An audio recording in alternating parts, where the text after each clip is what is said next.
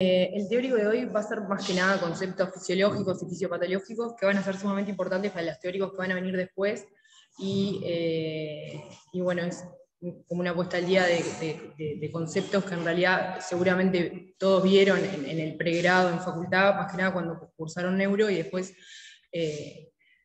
en fisiopatología también, pero es para refrescar esos nuevos conceptos e ir adquiriendo nuevos más específicos propios de nuestra especialidad.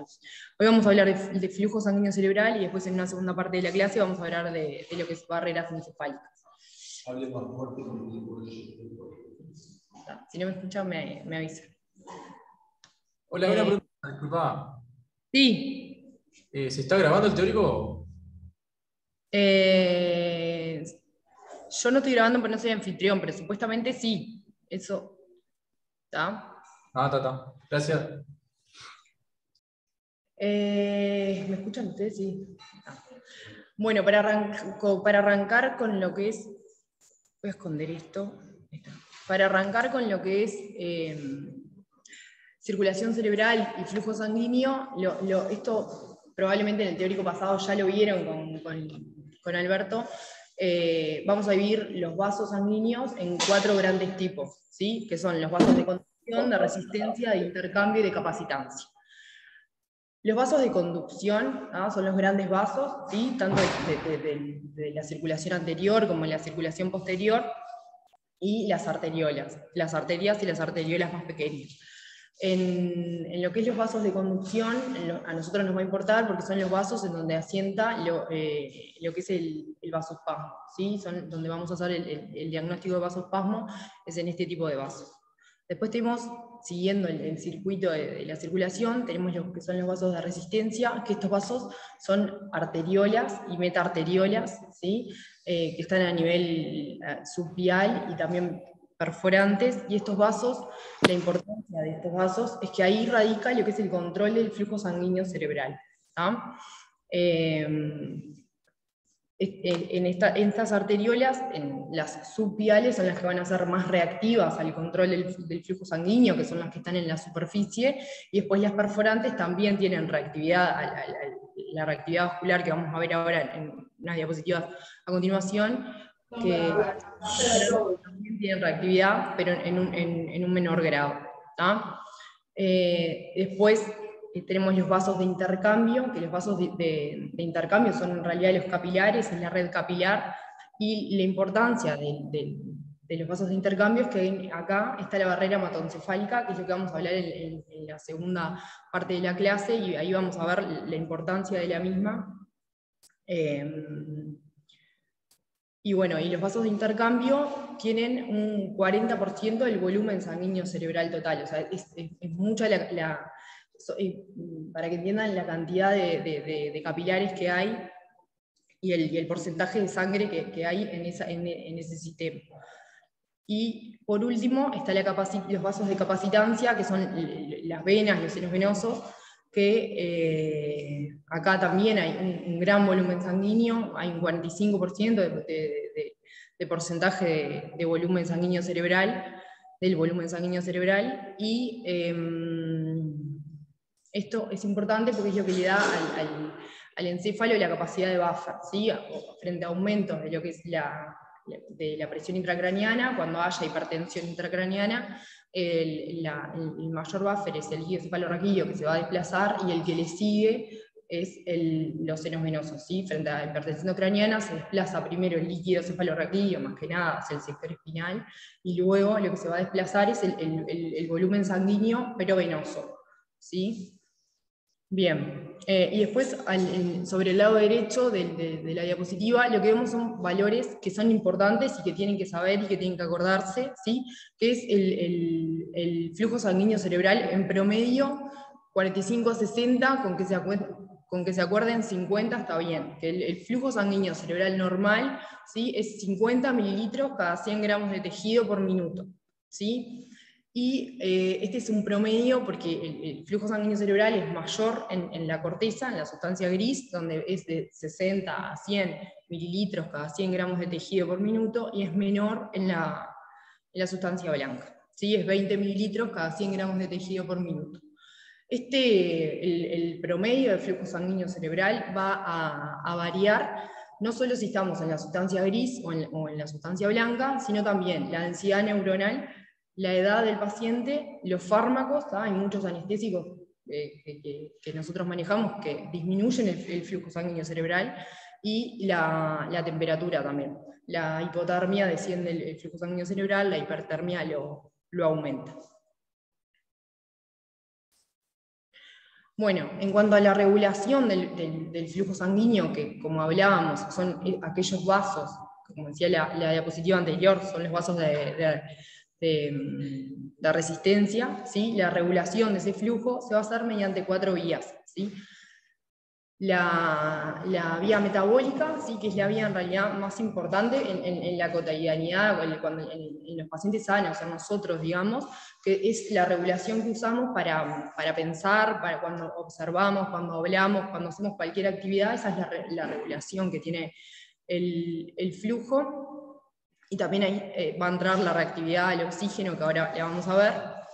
Después tenemos la autorregulación cerebral, que es la que todos conocemos, y que por lo general cuando decimos autorregulación nos referimos a ese tipo de control del flujo sanguíneo cerebral, que es la reactividad presora, ¿sí? La reactividad al dióxido de carbono y la neurogénica. La característica de la autorregulación cerebral, o sea, de la reactividad presora, es que se diferencia de las otras, porque las otras en realidad lo que hacen es variar el flujo sanguíneo cerebral, y la reactividad presora se caracteriza por mantener un flujo sanguíneo cerebral frente a cambios de presión. ¿Está? Y acá es importante el concepto de reactividad vascular, que era eso que hablábamos, ¿sí? Que frente a cambios, ya sean metabólicos, de presión, neurogénicos, los vasos que hablábamos de resistencia van a ir cambiando, ¿ah? Y adecuándose para mantener un flujo sanguíneo o para aumentarlo o para disminuirlo. Bueno, la regulación metabólica, como les decía, es el control intrínseco de la perfusión del cerebro en la actividad cotidiana, diaria, de todos los días y en todo momento. Obviamente que disminuye en el sueño, ¿sí? Y bueno, lo saqué, pero acá también yo hablaba de la reactividad al oxígeno, ¿sí? Que es parte de la reactividad metabólica, que frente a descenso, ya sea del contenido arterial de oxígeno o de la presión arterial de oxígeno, o sea, una hipoxia hipóxica o anémica, la reactividad al oxígeno lo que hace es que frente a hipoxemias, más que nada por menores de 50 milímetros de mercurio o descensos del contenido arterial de oxígeno, haya una vasodilatación, ¿sí? No está tan demostrado que frente a la hiperoxemia haya vasoconstricción. El efecto es más leve. Sí se ha demostrado el efecto en la hipoxemia. Bueno, en cuanto a la regulación presora, sí, es lo que conocemos como autorregulación cerebral, y era lo que les decía, que es la capacidad de mantener un flujo sanguíneo cerebral constante frente a los cambios de presión, ¿tá? De perfusión cerebral. Bueno, acá a la derecha lo que vemos es la curva de autorregulación, ¿sí? En la curva, que ya la deben haber visto varias veces, pero les explico la gráfica. Acá lo que tenemos es, en el eje de las X, la presión de perfusión cerebral, que está en milímetros de mercurio, y en el eje de las Y tenemos el flujo sanguíneo cerebral expresado en mililitros cada 100 gramos de tejido minuto, ¿tá? Y bueno, acá en rojo lo que vemos es la curva de autorregulación, que como vemos tiene 3 zonas que claramente podemos reconocer. 2 zonas, que es la inicial y la final, que son, o sea, son, bueno, me tranqué, que lo que vemos es que a medida que la presión es más baja que el punto de inflexión inferior, el vaso se va a colapsar, ¿sí? Y cuando la presión es más alta hacia la derecha, el punto de inflexión superior, el vaso se va a ir dilatar, tiene un comportamiento que es proporcional a la presión. Y después, en la meseta, ¿sí? Entre el punto de inflexión superior y el punto inferior y el punto de inflexión superior, el flujo sanguíneo cerebral se mantiene constante a expensas de cambios en el calibre vascular. ¿Ah? Lo que vemos acá es en celeste, ¿tá? Es cómo se comporta la presión intracraneana frente a los cambios en la curva de la autorregulación cerebral según los cambios de la perfusión. ¿Tá? Entonces, como ven acá, dentro de la meseta de la curva autorregulatoria, la presión intracraneana no es siempre igual ni se mantiene constante en esa meseta, ¿sí? Y ven que más cerca del punto de inflexión inferior, la presión intracraneana, de hecho, es más alta que en el punto de inflexión superior, y eso es por la vasodilatación y la vasoconstricción. Con presiones de perfusiones más bajas, aún estando dentro de la meseta autorregulatoria, hay vasodilatación, mientras que más hacia el final de la curva de autorregulación, manteniendo el flujo, tenemos más vasoconstricción y logramos una menor presión intracraneana. Y este es el objetivo que nosotros siempre intentamos buscar con los pacientes que están con monitoreo de presión intracraneana. ¿Sí? Siempre vamos a intentar estar lo más cerca del punto de inflexión superior, ¿tá? en la meseta autorregulatoria, para lograr el calibre vascular que me permita disminuir la presión intracraneana. ¿Eso entendieron? Ah. Cualquier cosa me van. Después tenemos lo que es la reactividad al dióxido de carbono, ¿sí? Que esto es que frente a cambios en la presión arterial de CO2, va a haber cambios en el calibre vascular y en consecuencia en el flujo sanguíneo cerebral. Y esto es que aumentos del dióxido de carbono van a generar una vasodilatación y un aumento del flujo sanguíneo cerebral, mientras que descensos de la presión arterial de CO2 van a generar vasoconstricción y una disminución del flujo sanguíneo cerebral. Que esto también es la base de nuestros objetivos cuando tenemos pacientes con hipertensión intracraneana y es parte del control del paciente con hipertensión endocraniana. Y por último, de la regulación del flujo, tenemos la regulación neurogénica, que en realidad de la regulación neurogénica se sabe poco, y de lo poco que se sabe es que es muy pobre, ¿sí? Entonces, nada. Bien. De los niveles de flujo sanguíneo cerebral, que nosotros hablábamos, que decíamos que el flujo promedio es de 50 mililitros cada 100 gramos de tejido minuto, ¿sí? Una vez que hay una obstrucción al flujo, el flujo cae, ¿sí? Y van a haber ciertos niveles que también hay que recordar que van a ser son los umbrales de flujo. ¿tá? Y esto está directamente, los umbrales de flujo está directamente relacionado al flujo sanguíneo con el metabolismo cerebral y la función también cerebral. ¿tá? Entre 50 mililitros, cada 100 gramos, 50 mililitros y 20, ¿sí? Existe lo que se llama reserva de flujo. ¿Sí?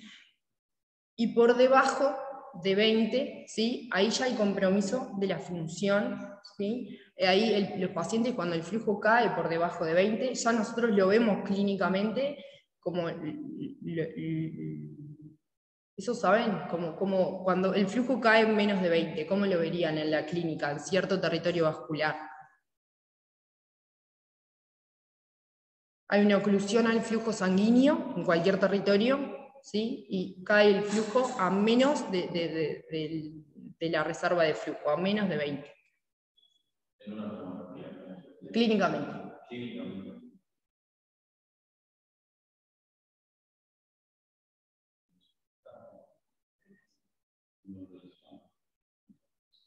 En un territorio, o sea, en un territorio específico. Sí, hay una oclusión en un territorio, cae el flujo. Eso, con un déficit focal. La clínica, cuando hay una caída del flujo, es la focalidad neurológica, ¿sí? Lo vamos a ver.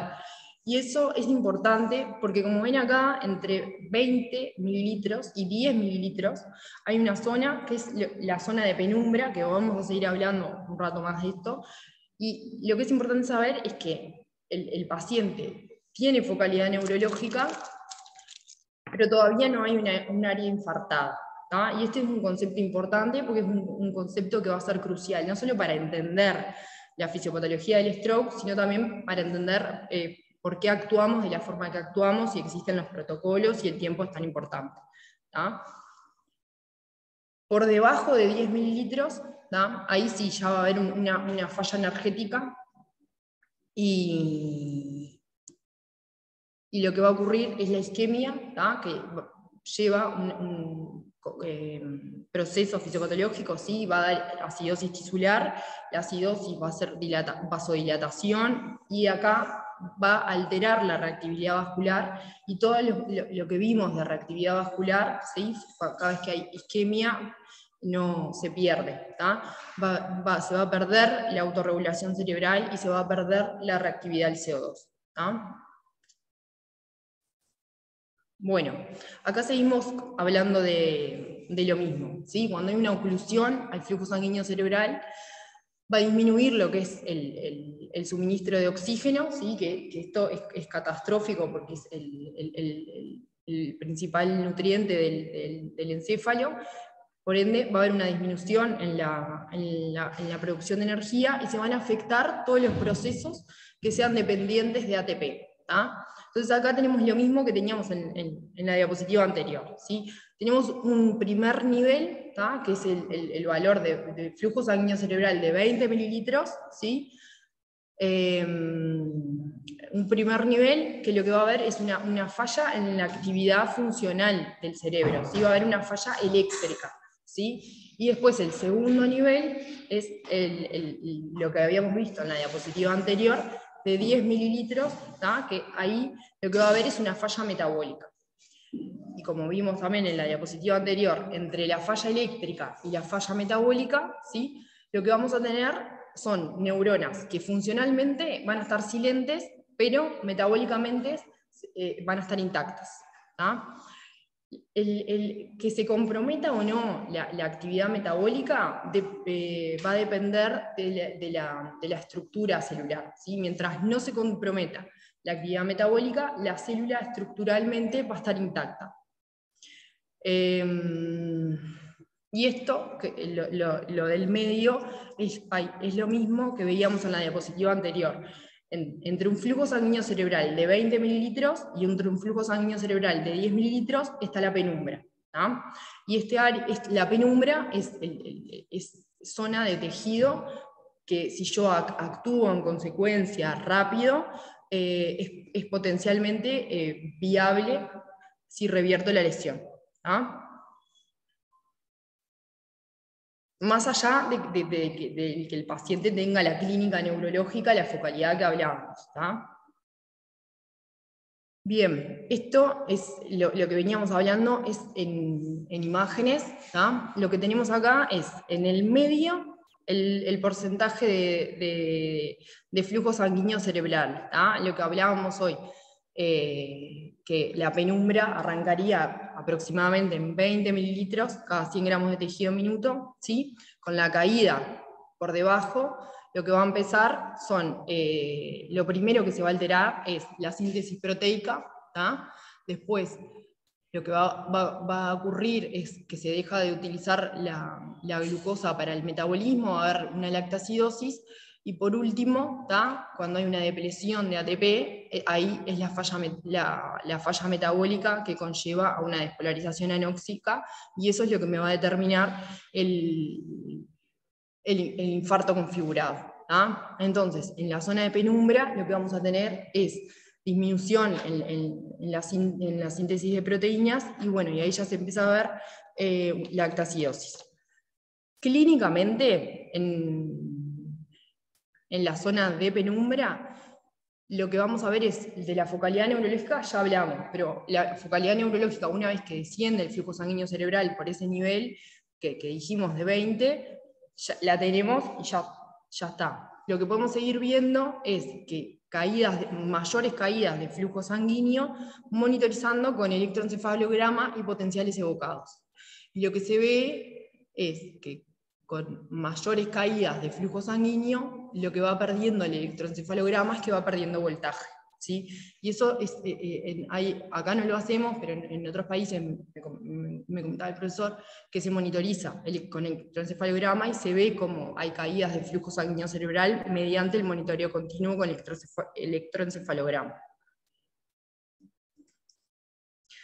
Bien, los trastornos metabólicos que va a haber una vez que hay una oclusión al flujo sanguíneo, me van a hacer diferenciar la zona del infarto y la zona de la penumbra. ¿tá?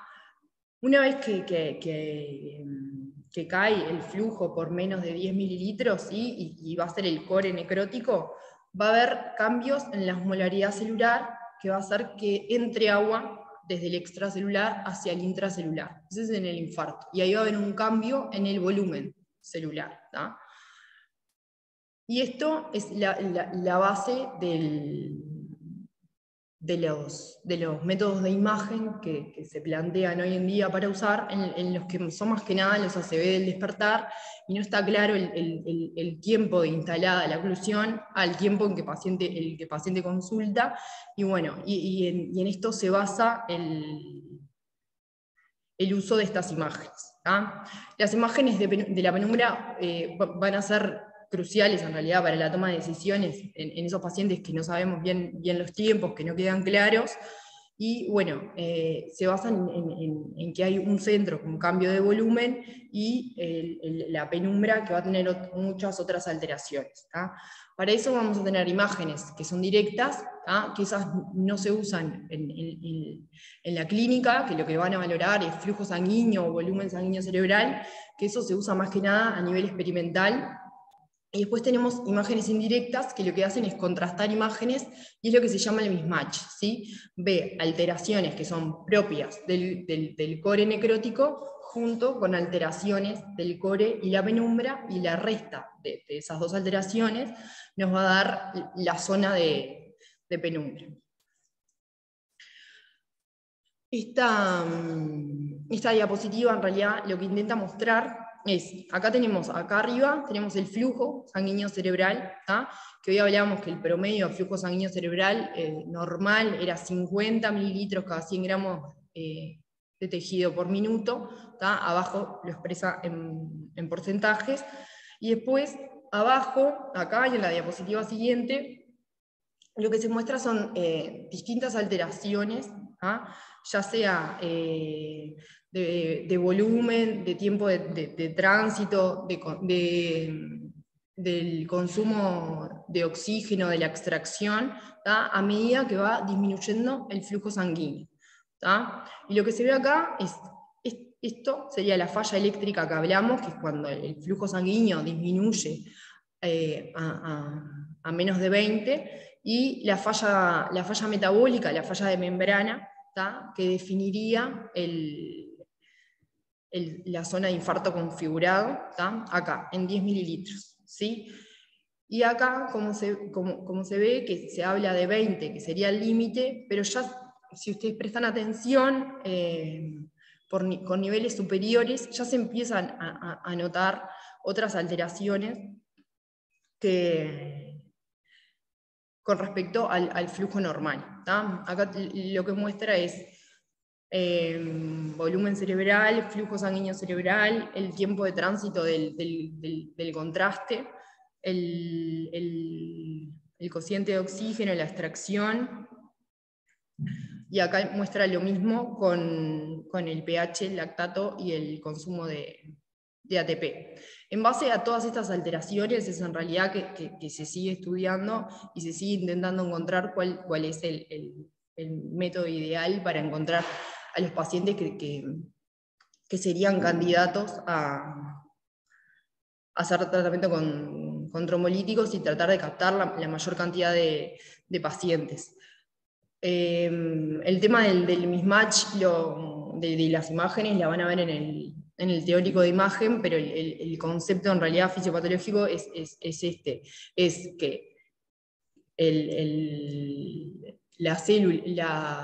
core necrótico en realidad y en la penumbra, los dos van a tener flujo sanguíneo cerebral disminuido, ¿tá? Pero lo que diferencia al core principalmente con la penumbra es el volumen celular, ¿sí? Porque son células que están destruidas, van a tener edema, ¿sí? Eso muy simplificado, ¿sí? Pero tenemos que saber también que van a ocurrir todas estas otras alteraciones, ¿tá? Aparte del cambio del volumen y que desciende el flujo, por detrás de eso hay muchas otras alteraciones. Bueno, una vez que ocurre la oclusión vascular, desciende el flujo, el tamaño de la isquemia, una vez que si se configura el infarto, va a ser variable y eso va a tener varios determinantes, ¿tá? Va a depender primero del sitio anatómico donde sea la oclusión, ¿tá?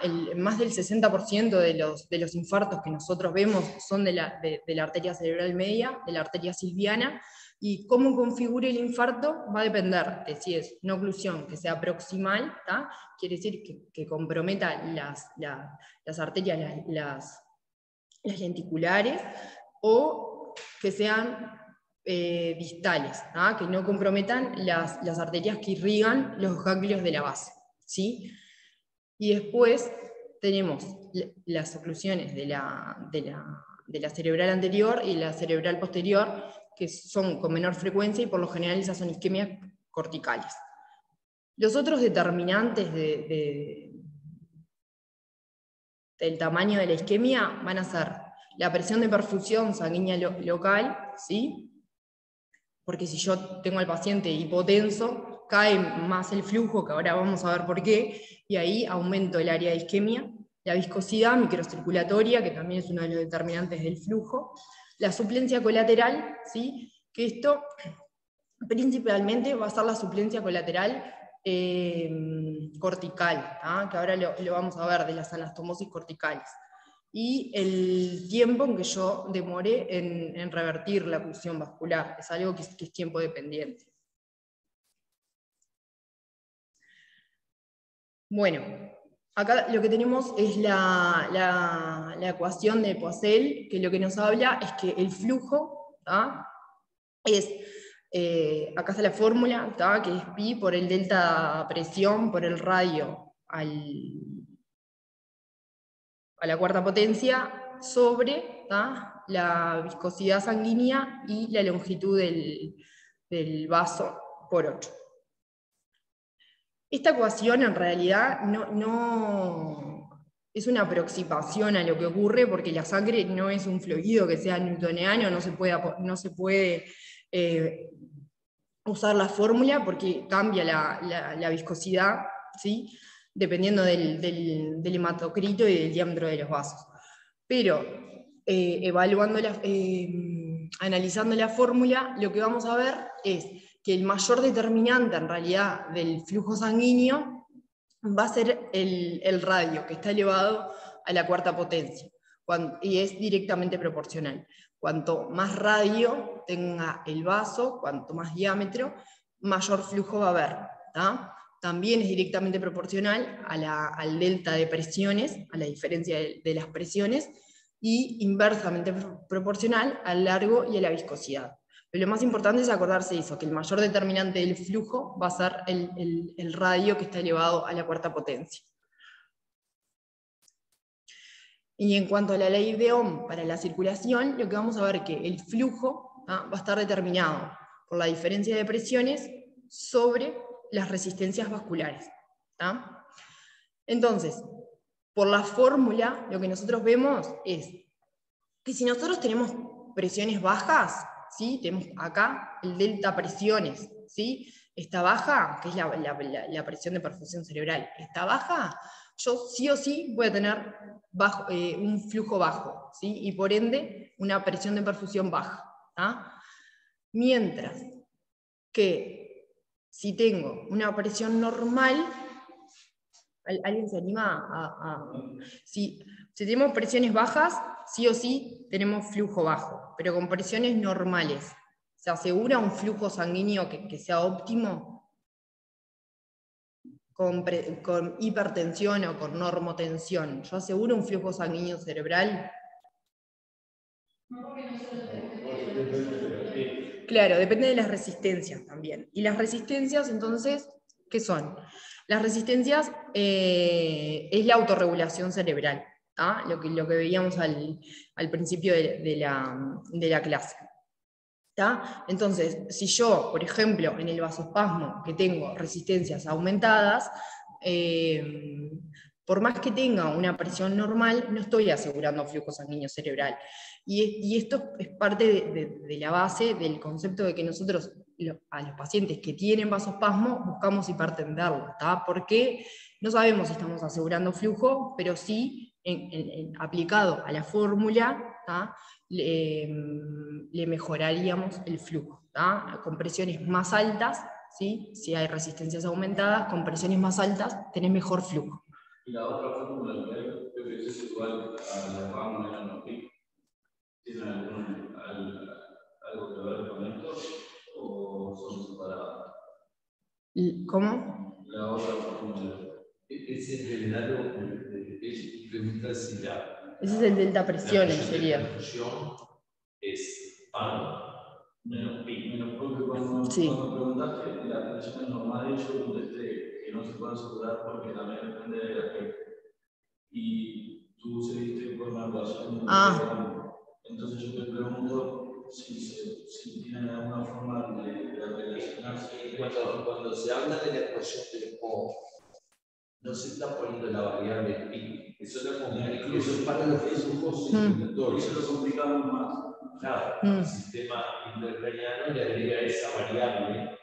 En general, los sistemas de flujo están sin presión contra la mayoría de los sistemas. Claro. En el riñón parece que puede haber presión. Estamos hablando de condiciones fisiológicas.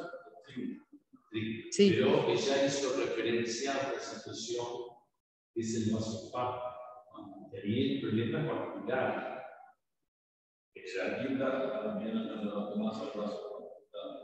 Pero se podría poner la presión arterial en esa ecuación que usted, presión de perfusión igual a la presión arterial menos PIC. La presión arterial se puede desglosar en esa otra forma. En esa parte de la eso porque podría ser. Sí, y se quedaría esto, presión de perfusión es igual a esa ecuación entre el paréntesis y el cuadrado poniendo la P, digamos.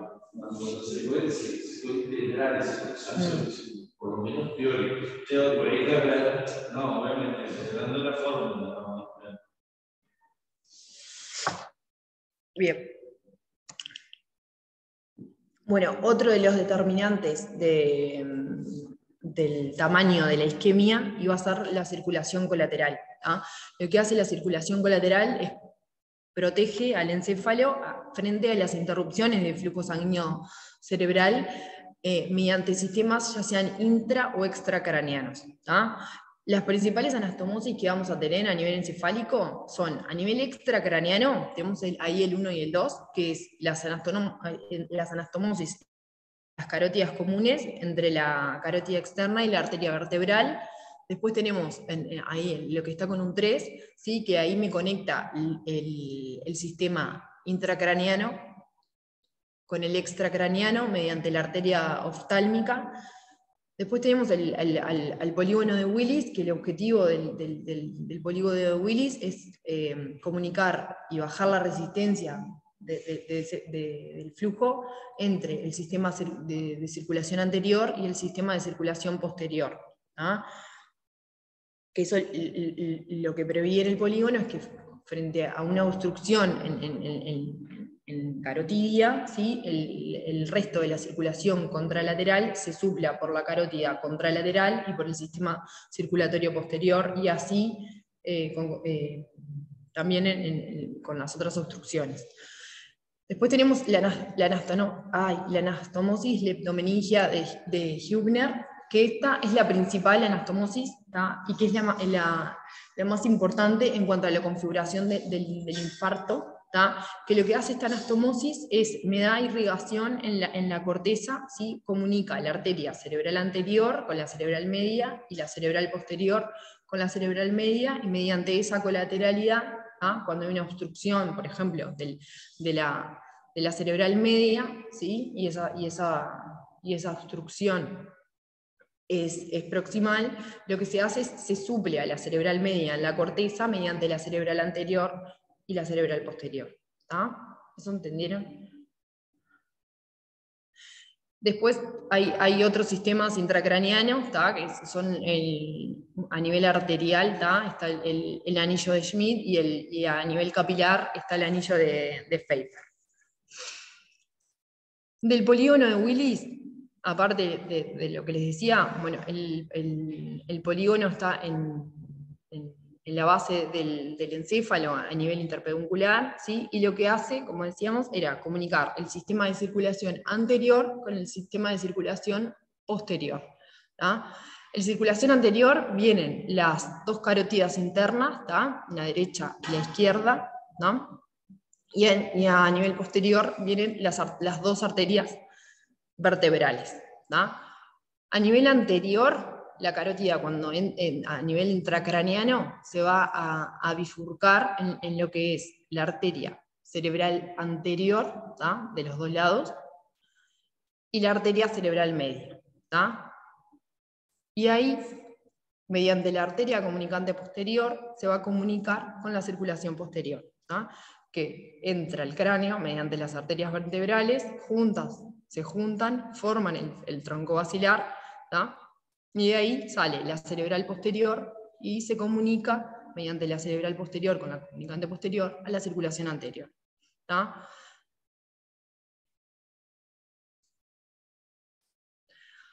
Acá lo que muestra la imagen es qué pasa cuando hay obstrucciones al flujo y cómo se expresa la isquemia. ¿Tá? Esta primera imagen lo que muestra acá a nivel del polígono, ¿tá? Es que las obstrucciones en realidad, no está muy clara la imagen, pero lo que quiere mostrar es que frente a obstrucciones en realidad que no sean intracraneanas, que sean más como generales, situaciones de bajo gasto cardíaco, hipotensiones severas, ¿tá? Lo que va a determinar es que el polígono se supla y se sacrifica la perfusión de la periferia, ¿tá? Para mantener la perfusión a nivel ganglio basal, y lo que se van a ver son fallos en la colateralidad leptomeningia. ¿Tá? Entonces vamos a ver estas zonas acá de isquemia que se conocen como infartos de zona frontera o infartos limítrofes, que es eso, es la falla en la anastomosis, que son la unión entre la cerebral anterior, la cerebral media, la cerebral posterior y la cerebral media.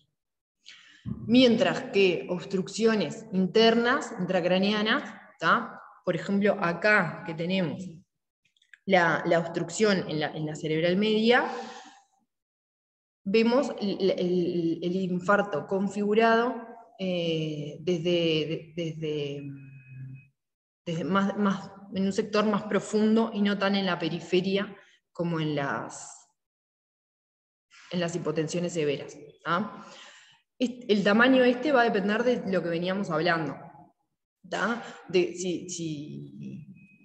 Del tiempo, de la presión de perfusión y de qué tanto desarrollo de colaterales tenga el paciente. Lo que no dije del polígono es que solo el 50% de las personas tienen un polígono con esta estructura, y bueno, que el resto no va a tener el polígono normal que nosotros conocemos, y hasta puede llegar a no ser suficiente.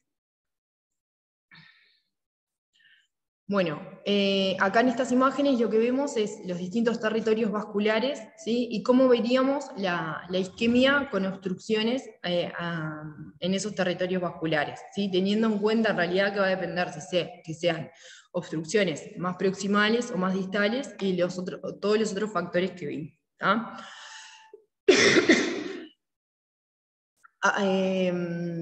En realidad acá, esta diapositiva en realidad es más para dejarse ya, pero para explicarles nomás, a nivel de la base de cráneo, en lo que es el cerebelo, ¿sí?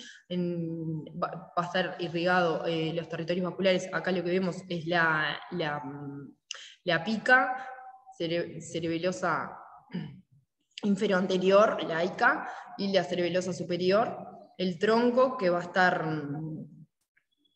irrigado por la arteria basilar, que son arterias terminales esas, las que irrigan al tronco, y bueno, y después a nivel supratentorial tenemos en amarillo lo que es la cerebral anterior, en azul la cerebral posterior, y después en rojo tenemos la cerebral media con sus respectivas ramas, que son las lentículas striadas, que las vemos acá en naranja y violeta, y bueno, y después la coroidea anterior, que es rama de la carótida. Acá lo que vemos son distintas cortes de angiografías cerebrales. Los tres son iguales del mismo paciente y son de la arteria carótida interna. Esta es la primera es una vista anteroposterior, la segunda es una lateral, y la tercera es una vista oblicua, ¿tá? Y esto es importante acostumbrarnos a reconocer las estructuras, ¿tá? Porque estos cortes hoy en día son los que cada vez que tenemos un paciente que se hace una arteriografía, viene el neurocirujano, o de hecho le suben a veces al sistema, y ya sea los stop al flujo o los aneurismas se ven bien y es importante reconocerlos, ¿tá? Acá lo que tenemos es la arteria carótida interna, ¿tá? Que la arteria carótida interna acá, ¿sí? a nivel petroso se va a bifurcar en la arteria cerebral anterior, ¿sí? Que se va a dar su principal rama, que es la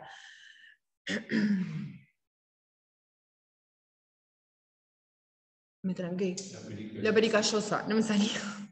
La arteria pericallosa, y después tenemos la cerebral media, ¿sí? Que tenemos una primera porción acá, que es lo que se conoce como la arteria cerebral media en su porción M1. ¿Tá? Después se va a dividir en M2, ¿tá? Acá y acá. Esta que sale acá de la carótida es la oftálmica. Acá lo mismo, ¿sí? La arteria carótida interna, ¿sí? Da la oftálmica, y acá se separa en cerebral anterior, ¿sí? Que va a la pericallosa, y arteria cerebral media, que no se ve la porción acá M1, porque en realidad está perpendicular a nosotros, ¿tá? Y acá se ve bien M2. Y acá en la vista oblicua, ¿tá? Lo mismo, carótida interna, sale la oftálmica, se bifurca en cerebral anterior, pericallosa, ¿sí? Y cerebral media, porción M1, M2. Y se divide en M2. ¿Sí? Y este es el sector posterior del polígono, una geografía del sector posterior. Que acá, como se dan cuenta, no está incompleta la imagen en realidad, porque falta una de las arterias vertebrales. ¿Tá? Esto que veo acá es la arteria vertebral, se tiene que ver lo mismo del otro lado, llegando al cráneo, y en conjunto, cuando se unen, dan el tronco basilar. ¿Tá? Entonces, arteria vertebral, ¿sí? Que acá vemos que de la arteria vertebral sale la pica es rama de la arteria vertebral, ¿sí? Y en el tronco basilar, ¿tá? Van a salir las otras dos arterias que irrigan el cerebelo. ¿Tá? La ICA, ¿tá? La cerebelosa anteroinferior, y la cerebelosa superior, ¿sí? Salen acá. Cuando se bifurca el tronco basilar, me va a dar las arterias cerebrales posteriores, ¿tá? Que se van a comunicar mediante la comunicante anterior con el resto con la circulación anterior mediante el polígono. ¿Sí?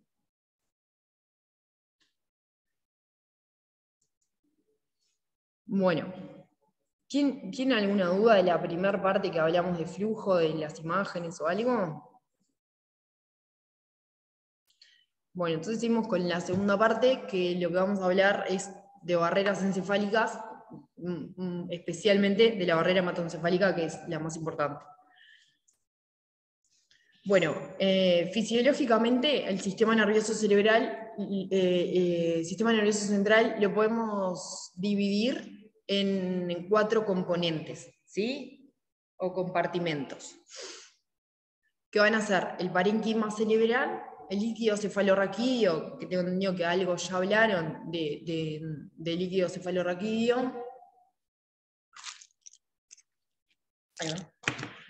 Los espacios de líquido cefalorraquídeo, que estos espacios van a ser los ventrículos, el espacio subaracnoideo, ya sea tanto de la cisterna, subaracnoideo, como medular, y los vasos sanguíneos, que estuvimos hablando recién de flujo sanguíneo. ¿Ah? Estos compartimentos van a estar separados por barreras, ¿tá?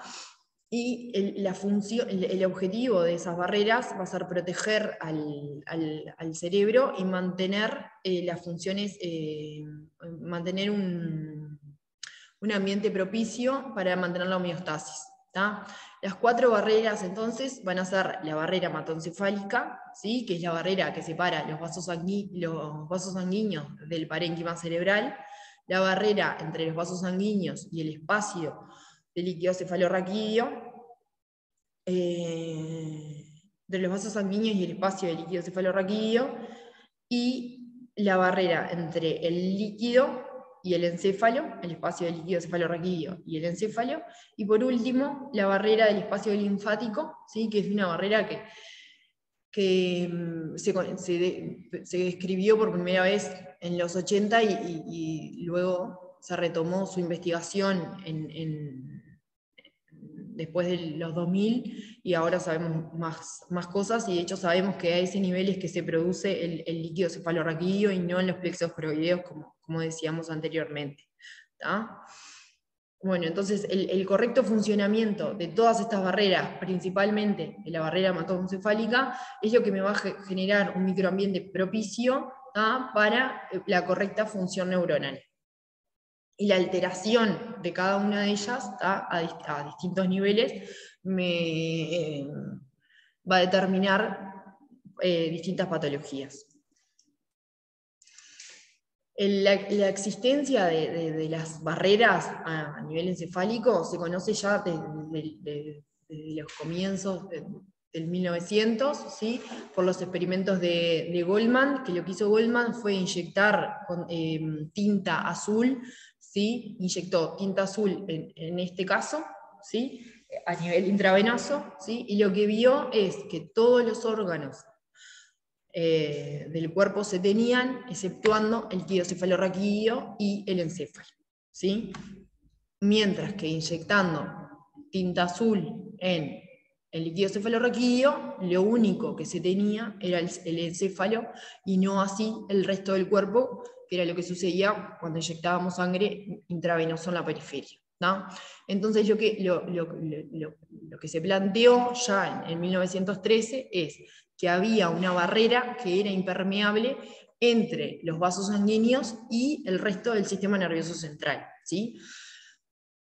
Mientras que la barrera entre el encéfalo y el líquido cefalorraquídeo sí era una barrera permeable, y es la base de los tratamientos que hacemos hoy en día nosotros, que hay veces que hacemos tratamientos intratecales para optimizar la llegada de antibióticos, principalmente al encéfalo, con colistin, por ejemplo, que el tratamiento que hacemos es intratecal, justamente para bypassear, para yuntearnos la barrera hematoencefálica, que sabemos que no es completamente impermeable, pero que hay solutos y componentes que no van a pasar la barrera.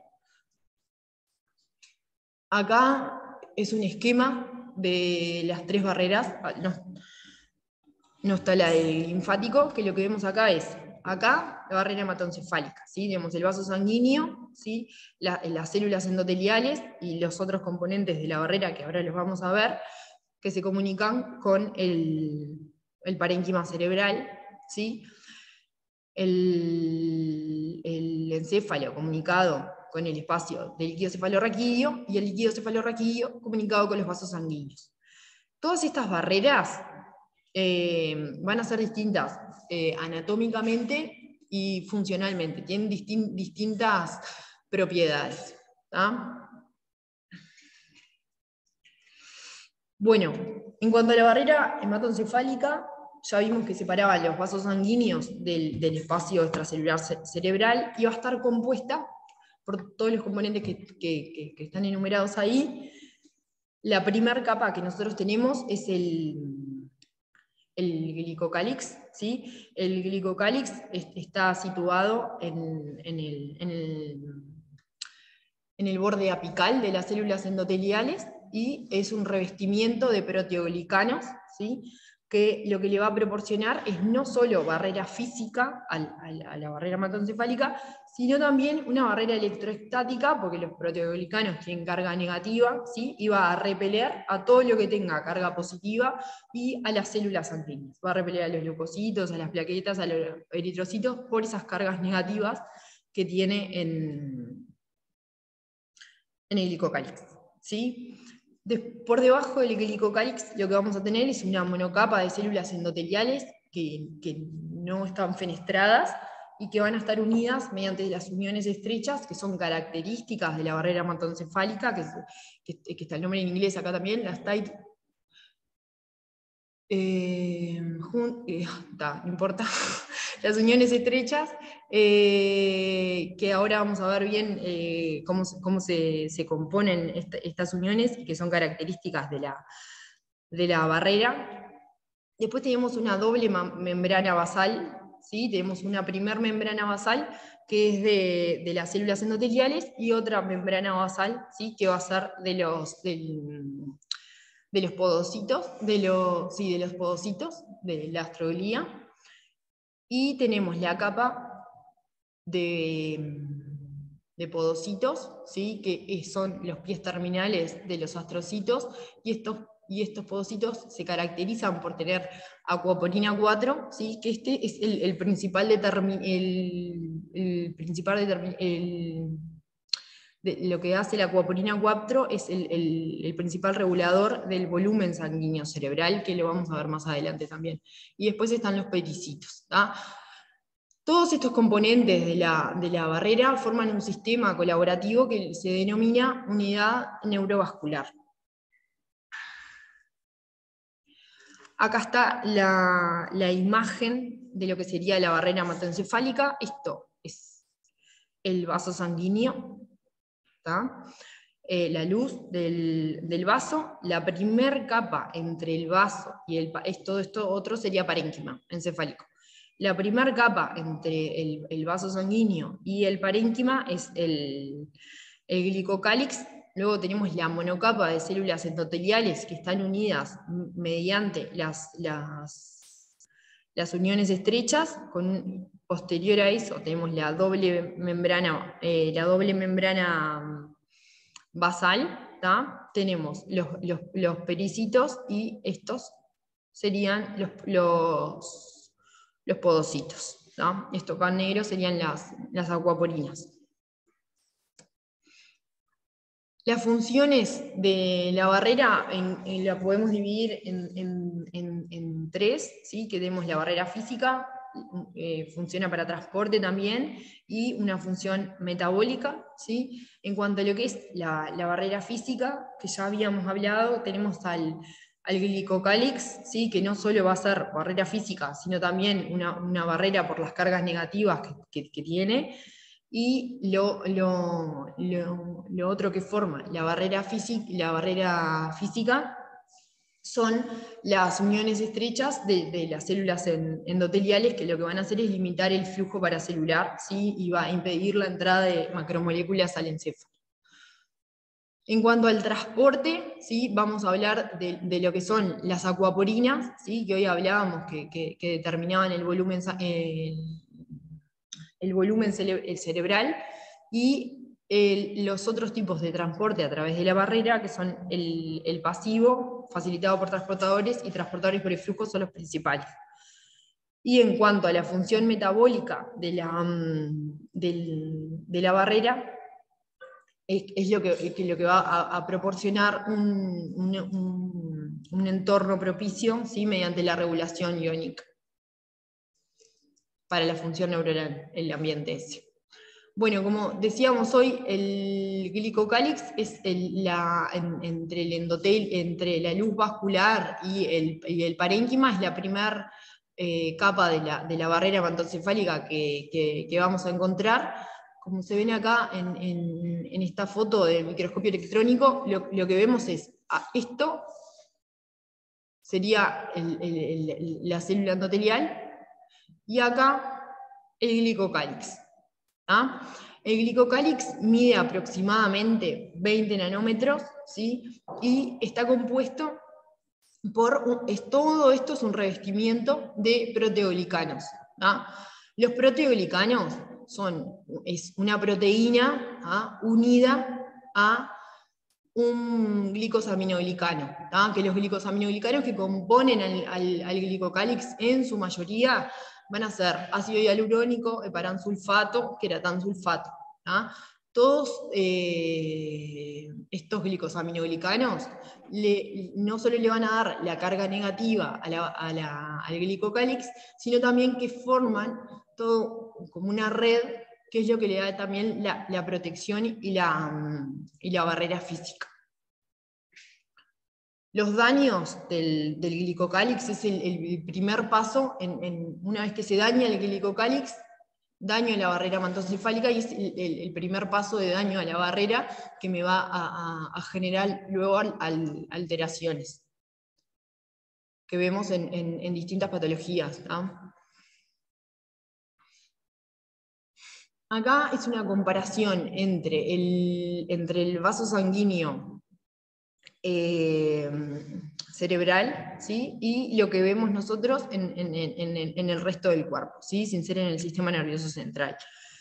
Lo que tenemos es la estructura, ya la vimos, que tiene varias partes, que es compleja, ¿sí? La característica de esta barrera es que es impermeable a los iones, tiene poros pequeños de 6 amperes, que es lo que no va a permitir que sea permeable a los iones, y que tiene muchas uniones estrechas y limita el flujo paracelular, lo que lo va a convertir al capilar cerebral en un osmómetro ideal. Mientras que el vaso sanguíneo en el resto del cuerpo sí es permeable a iones, tiene otra estructura que es mucho más simple, como pueden ver, con poros mucho más grandes, y no tiene tantas uniones estrechas. Y esto es lo que lo convierte en un oncómetro ideal. Para lo que es el movimiento transvascular de los fluidos, tenemos la ecuación de Starling. Y la ecuación de Starling lo que me dice es que el movimiento de los fluidos va a depender de las presiones hidrostáticas, ya sea la diferencia, el delta presiones, el gradiente de presiones hidrostáticas entre el capilar y el intersticio, y el delta presiones oncótico del capilar y el intersticio.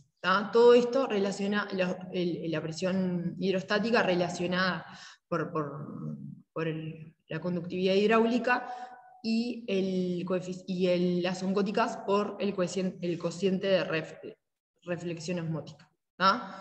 Cuando el coeficiente de reflexión osmótica es igual a 1, esto me determina una barrera que sea impermeable a iones, y cuando es lo más cerca de 0 posible, me habla de más permeabilidad a los iones.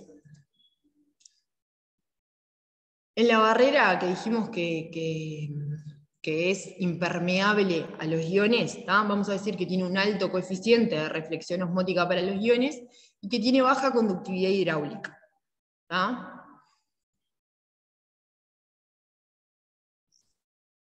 Entonces, el cambio el gradiente de presiones entre el capilar y el intersticio, ya sea hidrostático o oncótico, ¿sí? Es lo que me va a determinar el movimiento de fluidos a través de la barrera. ¿tá? Este es el modelo que yo les expliqué recién, ¿tá? Que es el modelo clásico de Starling, que es las diferencias tanto hidrostáticas como oncóticas en el capilar, ¿tá? Y con las diferencias de presiones hidrostáticas y oncóticas en el parénquima es lo que me va a determinar, en el vaso sanguíneo, es lo que me va a determinar, en el parénquima, ¿sí está bien? Es lo que me va a determinar el movimiento de fluidos, ¿tá? Con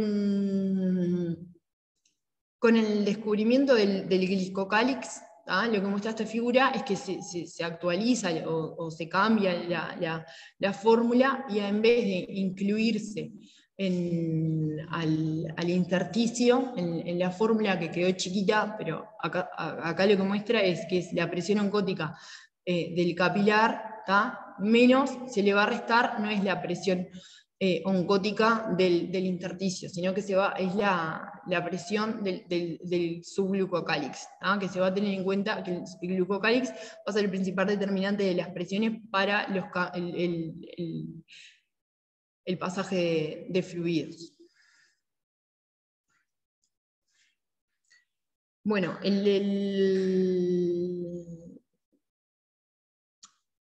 lo otro que proporcionaba barrera física eran las uniones estrechas, ¿tá?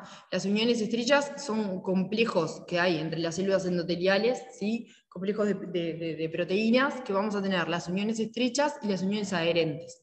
Las uniones estrechas son las ocludinas y las claudinas, ¿tá? Que lo que van a proporcionar es alta resistencia eléctrica y baja conductancia, van a aislar al encéfalo de solutos que son sumamente necesarios para el funcionamiento neuronal, ya sea glucosa, aminoácidos, lactato, ¿tá? Igualmente los van a aislar, ¿tá? Por eso tiene alta resistencia eléctrica. Y estas ocludinas, ahora con la imagen les explico cómo se anclan. Y después tenemos el complejo de uniones adherentes, ¿tá? Que estos son las caderinas, ¿tá? Que esto lo que le van a hacer es proporcionar integridad estructural, ¿tá? A las uniones estrechas, ¿tá? Estos dos complejos lo que van a hacer es actuar como vallas y van a limitar lo que es la difusión, ya sea de iones y solutos, ¿tá? Y el flujo paracelular. Acá en la imagen lo que vemos son dos células endoteliales, ¿tá? Esta acá es la membrana apical, acá estaría el glicocálix, y acá la membrana basal, ¿tá? La primera capa de membrana basal, que es la endotelial, ¿sí? Lo que vemos acá son, en este sector, ¿sí? Las uniones estrechas, y acá las adherentes, ¿tá? Las uniones estrechas son las ocludinas con las claudinas, ¿tá? Que se van a anclar, ¿tá? al citoplasma de la célula contigua, ¿sí? Mediante proteínas de anclaje se van a anclar, ¿tá? Y estas se van a unir, ¿tá? al citoesqueleto de actina y miosina, ¿tá? Lo mismo con las iones adherentes, las caderinas, ¿tá? Se van a anclar y se van a relacionar con el citoesqueleto de la célula contigua, con la actina y la miosina, y esto acá lo que muestra es que las uniones van a ser reguladas por calcio, ¿sí? Cambios extracelulares del calcio, ¿sí? Me van a modificar las uniones estrechas que le proporcionan barrera física a la barrera hematoencefálica. Cuando pasamos a la otra función de la barrera, ¿sí? La función de transporte, tenemos lo que son las acuaporinas, ¿tá? Las acuaporinas son canales específicos de agua que son bidireccionales, ¿sí? Las acuaporinas van a estar en el endotelio, la glía, los plexos coloideos, y como decíamos anteriormente, van a regular lo que es el volumen del espacio extracelular, lo que es la absorción intersticial de los fluidos y la circulación de líquido cefalorraquídeo. Principalmente las más importantes en el cerebro es la acuaporina 4, ¿sí? Hay más acuaporinas en el encéfalo, hay varias descritas, pero la más importante es la acuaporina 4. Lo que hacen las acuaporinas es permitir el pasaje de fluidos según gradientes de presión. Según el gradiente de presión entre el vaso sanguíneo y el parénquima, ¿sí? Es que el agua va a pasar o hacia el vaso sanguíneo, o sea, se filtra el agua, o se va a absorber hacia el parénquima según el gradiente de presiones, ¿tá? Que hablábamos hoy por estar.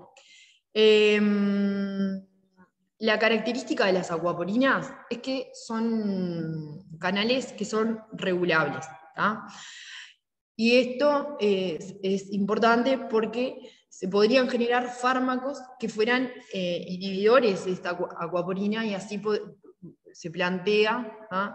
Que se podría tratar el edema cerebral, ¿tá? El antecedente de estas hipótesis es que en varios trabajos experimentales, ¿sí? Lo que se hizo es generar edema citotóxico en encéfalos de ratones, ¿sí? Se generó edema ya sea por hiponatremia, por stroke o por meningitis, o de causa infecciosa, se genera edema, y lo que se vio es que el encéfalo de los ratones con ausencia de expresión de acuaporina 4 o con más baja expresión de las acuaporinas 4, ¿sí? Tenían una protección frente al desarrollo de edema cerebral. Entonces es por eso que se plantea que si se podrían regular las acuaporinas, podríamos en realidad regular el desarrollo de edema cerebral. El resto del transporte de la barrera, aparte de las acuaporinas, vamos a tener la difusión pasiva, ¿sí? Que la difusión pasiva va a ser solo para moléculas lipofílicas y que sean pequeñas, de pequeño tamaño. Después tenemos el transporte activo, ¿tá? Que se llama ABC por la sigla en inglés, que lo que son bombas de flujo, que son los únicos transportadores de la barrera que son dependientes de ATP, y lo que hacen es eliminar moléculas neurotóxicas. Lo que hacen es una función neuroprotectora en realidad que tiene la barrera, que ya sea por metabolitos endógenos o exógenos que atravesaron de alguna forma la barrera, lo que hace es sacarlos del parénquima encefálico, ¿tá? Después tenemos los carriers de solutos, ¿tá? Que estos son transportadores específicos de esta barrera, ¿sí? Hay muchos. Lo que hacen es transportar solutos necesarios para el metabolismo cerebral, ¿sí? Transportan glucosa, aminoácidos, lactato, nucleósidos, aniones y cationes. Y después tenemos el transporte de macromoléculas mediado por receptores, ¿tá? Y la migración celular, ¿sí? Que acá vamos a ver todos, ¿tá? La difusión pasiva, ¿sí? Que principalmente es solo para moléculas liposolubles y que sean pequeñas.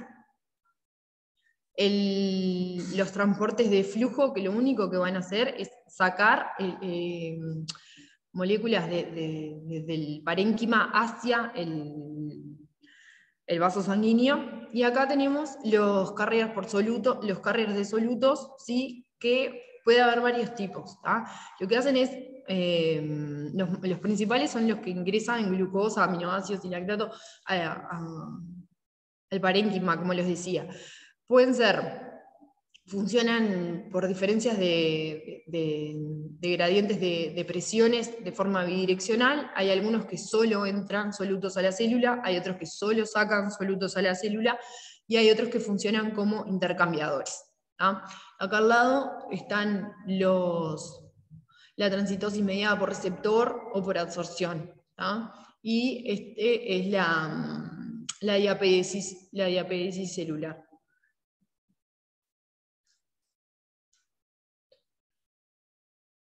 Bueno, después de la barrera hematoencefálica tenemos la barrera entre el vaso sanguíneo y el espacio de líquido cefalorraquídeo, que, como decíamos antes, son morfológicamente, anatómicamente, y funcionan distinto a la barrera hematoencefálica. Lo que hace es está compuesta por células epiteliales coroideas que están unidas por uniones gap, ¿tá? No son uniones como las que tiene la barrera hematoencefálica, que son uniones estrechas ni adherentes, ¿tá? Tiene estas uniones gap que en realidad permiten el transporte, ¿tá? El transporte pasivo, ya sea de compuestos hidrofílicos, y también tiene transportadores de flujo y eflujo. ¿tá? Tiene también la membrana basal, y el endotelio es fenestrado, a diferencia de la barrera hematoencefálica. Y por último, lo que vamos a ver es el espacio linfático, ¿tá? Que esto es un concepto que es nuevo, ¿sí? Que es el espacio linfático glial, que básicamente cumple prácticamente la misma función que el sistema linfático en el resto del organismo, ¿sí? Lo que hace es regular la dispersión de los fluidos del intesticio, recolecta metabolitos, ¿sí? Neurotransmisores o tóxicos, ¿sí? Y hace un sistema de flujo a la circulación sistémica, como que depura el parénquima. ¿Ah? Se forma, hay un espacio perivascular arterial, ¿sí? Que lo que va a generar es todo un gradiente. En esta se ve mal, se ve mejor. Acá tenemos el vaso sanguíneo, ¿sí? Con el sistema, el espacio periarterial, ¿tá? Que lo que va a hacer es generar un flujo, ¿sí? Hacia el espacio vascular venoso, ¿tá?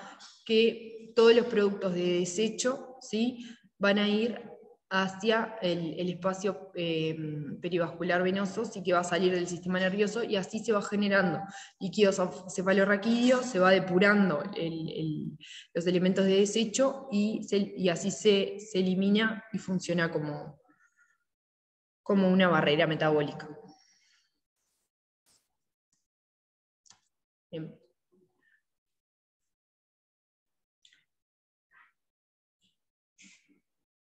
No sé si alguien tiene alguna pregunta en el Zoom o acá. ¿Y todo claro?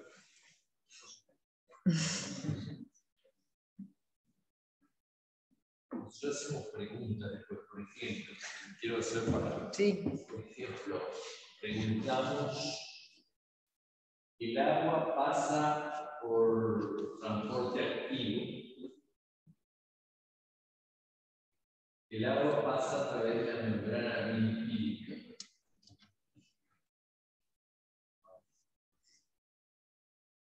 Porque veo que la membrana lipídica de la membrana celular es hidrófobo.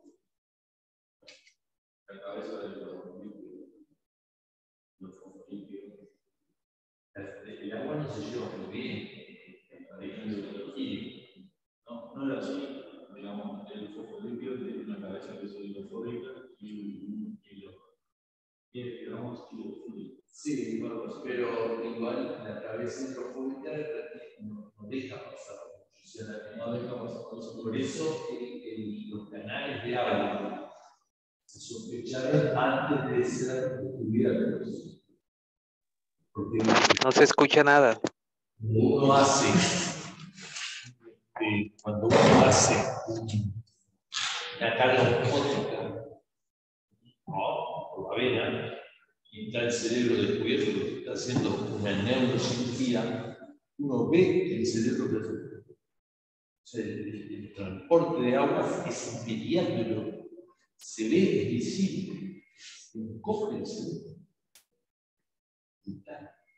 Si no ve que se le echa el cerebro, le dice, dale manitol o dale suelo salínico hipertónico. Entonces dice, pero ¿cómo? Decía, ¿no? Se preguntaba. Siendo lleno de que el cerebro tiene mucho lípido, ¿cómo pasa la Entonces sospechaba que tuviese canales propios para el agua. Se descubrió por el 2000 y pico esas acuapolinas que le valieron el premio Nobel a quien. Entonces, el agua se mete por unos ductos, yo hablando en términos de ingeniero, entra por unos ductos, pasa, y la fuerza que la traslada es la presión osmótica. Si la presión osmótica está igual, no hay movimiento por los ductos. ¿Ah? Eso tiene que quedar bien claro. Y lo que decía Alfonsina, de que la investigación en acuaporinas, hay otras acuaporinas, la más famosa, la más frecuente de las cuatro, la 9, la 11, hay como 15. Todos los años alguien descubre una acuaporina nueva. El poder manipular esos ductos para poder controlar el edema cerebral y otra patología que podría estar vinculada es la hidrocefalia. Que la vimos en el concepto general de la clase pasada. Yo iba a hacer una pregunta, justo le preguntaba a la compañera, cuando compara digamos, la parte neurológica con la parte del vaso sanguíneo y el vaso neurológico, uno dijo que era el ohmómetro ideal, el otro era el oncómetro ideal. ¿Hace referencia a un oncómetro al pasaje de proteínas o de qué? A la presión coloidal. Cuando usted da una solución salina, la misma, por ejemplo, tiene muy poco rendimiento intravascular, porque se pasan los capilares sistémicos. ¿Qué pasa? En cambio, con 1065 Armstrong, y todos tienen menos. Pasa. Y no hay repulsión por glicocales. Pero hay glicocales también en los sistémicos. Lo que pasa es que son glicocales distintos. En cambio, si usted da proteínas, la proteína en el sistémico no pasa cuando no está dañada, porque los enfermos nuestros en general tienen daño. Sí, pero la albúmina está ahí en ese diámetro, ¿no? Entonces, como los enfermos son distintos a los sanos, pasa por la albúmina. Por eso queda una presión oncótica intersticial y una presión oncótica intravascular. Y esa diferencia puede sacar algo. Pero sobre todo saca cuando se cura la membrana, el capilar sistémico. En el cerebro humano también hay presión oncótica, pero la presión oncótica es 1 milímetro, 2, 3 milímetros de mercurio. Y la presión osmótica por los iones es más alta que la presión hidrostática. Hay una comparación entre presión osmótica y presión a nivel de la barrera. Entonces, sacar agua del cerebro humano con proteínas no tiene sentido porque no ejerce un efecto potente. ¿Entiendes? No ejerce efecto potente, ejerce mucho más efecto la presión osmótica. Porque la presión coloidosmótica es una fracción chiquita de la presión osmótica total. ¿Entiendes? Sí, creo que entendí la diferencia porque ohmómetro ideal y oncómetro. Y es por el agujero. Claro, por las medidas, pero uno hay que jugar con la osmolaridad para mover el líquido y el otro se jugando con, como decía, con la albúmina y la proteína y los otros tipos de soluciones se mueven más fácilmente al líquido. Usted, por ejemplo, supóngase que está en un trasplante de hígado. Entonces, yo que uno de los grandes problemas del trasplante de hígado es que los hígados tienen que ver con el tamaño del donante. Y a veces le van a dar un hígado a uno que es muy chico. Es un problema grave. Alguien diría, y bueno, hacer una infusión de mannitol. No, porque no tiene barrera, ¿entiendes? Entonces no le cambia nada al volumen. Es una cosa específica del cerebro, del cerebro, por tener esa barrera. ¿Entiendes? No cambia el volumen de ningún órgano con mannitol. ¿Entiendes? Nadie se le ocurriría, ya tiene edema hepático, vamos a hacer, ¿no? O el edema del riñón, o el edema cardíaco, lo que sea. Inclusive el edema pulmonar, para bien que lo agrava. ¿Entiendes? Es una propiedad exclusiva. Por eso, lo de Goldman para nosotros fue una cosa que aprendimos. Ustedes seguramente lo habrán olvidado, pero se lo deben haber enseñado en fisiología. Pero tiene el tipo que hizo la experiencia que se inyectaba colorante y el cerebro no filtraba. Descubrió que algo había que no dejaba pasar. ¿Entiendes? Pero también descubrió que si lo dábamos en el líquido salteado por la barrera. Es una manera de shuntear, no 100%, porque se shuntea, por eso damos antibióticos intralecales. Y ahora con la linfática, probablemente tenga mucho más sentido, porque yo siempre decía, sí, pero el líquido de la forma que se maneja siempre está medio periférico. Al parénquima mismo no entra. Y con el espacio linfático bien demostrado en animales, todavía en el ser humano es altamente sospechoso porque los mamíferos pequeños lo tienen. Si los mamíferos pequeños lo tienen, seguramente lo tienen. Y ahí ya quedan muy pocos negadores. Se forma ahí esa doble lámina basal, ahí va metido el líquido, el linfático. ¿Entiendes? Ahí va metido el linfático.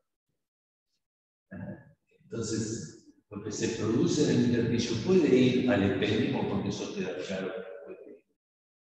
Pero va también por los espacios perivasculares al sistema linfático. Y la reabsorción por los las granulaciones hepatión también tan útiles. Parece que se reabsorben más por las granulaciones a nivel del saco espinal y de los sacos perineurales de los páncreas. Conectan con los linfáticos sistémicos. A nosotros nos enseñaban que no tenían linfáticos. Bueno, a raíz de esto, el líquido cefalorraquídeo pasa a ser como un sistema linfático. Principal manera de descartar cosas a través de, sobre todo, de micromoléculas, de eso a través del sistema linfático. No sé si el viernes viene la clase del doctor que es presión intracraniana, sobre todo la parte más clínica, monitoreo. Estas 3 clases ofician como una base para tal tema. Bueno,